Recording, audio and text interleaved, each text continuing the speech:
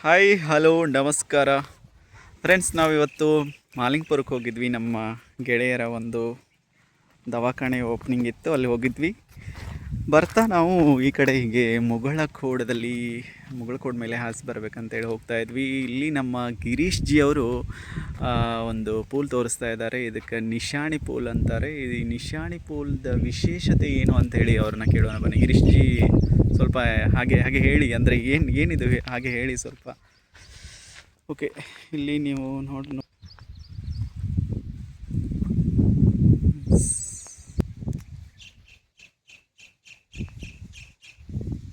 Okay, ಈಗ ನಿಮಗೆ ಕಾಣಿಸ್ತಾ ಇದೆ.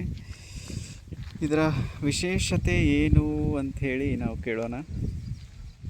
ಈಗ ನಿಮ್ಗೆ ಅರ್ಥ ಆಗಿರುತ್ತೆ ಇದರ ವಿಶೇಷತೆ ಏನು ಅಂಥೇಳಿ. ಅಂದರೆ ಇದಕ್ಕೆ ಏನು ಪಿಲ್ಲರ್ ಯಾವುದು ಇಲ್ಲದೆ ಕಟ್ಟಾರನ್ರಿ ಜಿ? ಏನ್ರಿ ವಿಶೇಷ ಹೇಳ್ರಲ್ಲ ಜಿ? ಹಂಗೆ ಹೇಳ್ರಿ, ನಿಮ್ಮ ವಾಯ್ಸ್ ಅಟ್ಟ ಬರ್ತೈತೆ. ಹೇಳ್ರಿ ಜಿ, ಏನು ನಿಮ್ಮ ಫೇಸ್ ಬರೋಂಗಿಲ್ಲ.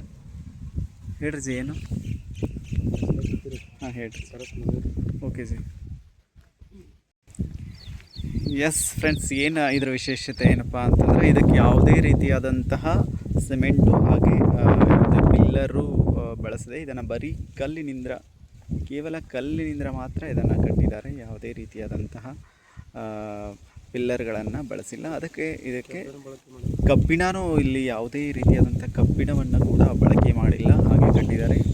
ನೋಡಿ ಫ್ರೆಂಡ್ಸ್, ಚೆನ್ನಾಗಿದೆ. ಈಗ ಮುಗಳಕೋಡದಿಂದ ನೀವು ಮಾಲಿಂಗ್ಪುರಕ್ಕೆ ಹೋಗುವಂತಹ ರೋಡಲ್ಲಿದೆ. ಇದಕ್ಕೆ ನಿಶಾಣಿ ಪೂಲ್ ಅಂಥೇಳಿ ಅಂತಾರೆ. ಯಾರಿಗಾದರೂ ಈ ಕಡೆ ಯಾರಾದರೂ ಹೋಗ್ತಿದ್ರೆ ನೀವು ಬಂದು ನೋಡಿಕೊಂಡು ಹೋಗ್ಬೋದು. Thank you.